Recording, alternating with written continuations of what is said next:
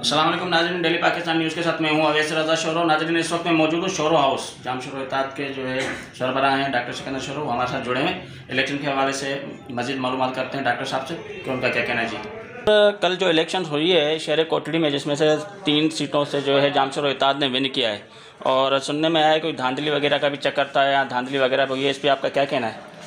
देखिए, ये शुरू से लेके ये जो बलदियाती इलेक्शन ये हुए हैं, उसमें जो हुकूमती यहाँ पे जो उम्मीदवारान थे या उनकी जो सपोर्ट थी वो सबके सामने है। क्योंकि आपने देखा कि जो भी पोलिंग स्टेशन यहाँ पे लगी थी वो पोलिंग स्टेशन कहने पे लग गई थी और अपना जो भी presiding officer, assistant presiding officer यहाँ पे लग रहे थे वो भी किसी बंगले के ही कहने पे और उम्मीदवार के सपोर्ट में लग रहे थे। लेकिन उसके बावजूद हमने कोई 1 2 4 नहीं, पूरे 7 महीने दिलजोई से और मुस्तहकम तरीके से हमने इलेक्शन की कैंपेन चलाई और अल्हम्दुलिल्लाह इलेक्शन की कैंपेन में आपने देखा कि लोगों ने बहुत अच्छा रिस्पांस हमें दिया।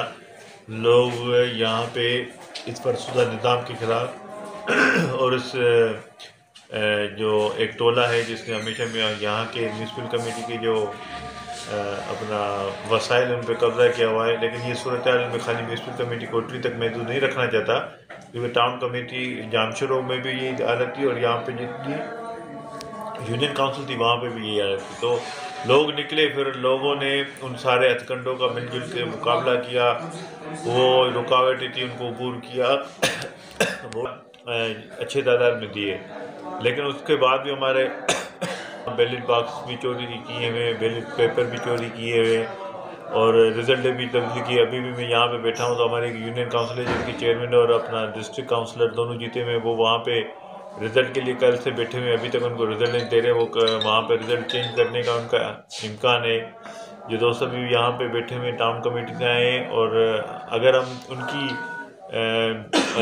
अच्छा, उनमें भी वार्ड नंबर 4 में जो है जीती हुई रिज़ल्ट के बाद बैलेट बॉक्स चोरी हो गए।